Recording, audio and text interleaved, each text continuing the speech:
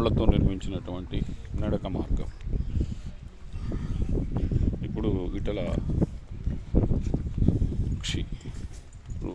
స్వామి ఆంజనేయ స్వామి దేవాలయం నాకు వెళ్ళిపోవు మార్గం.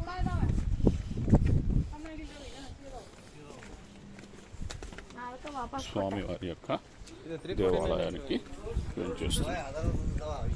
స్వామి ప్రభావం ఈ యొక్క గృహలో నుంచి ఇప్పుడు మనము ప్రవేశించటం జరుగుతుంది.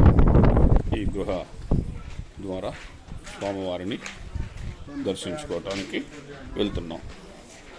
స్వామివారికి 600 సంవత్సరముల పూర్వమే ఈ దేవాలయం నిర్మించటం జరిగింది.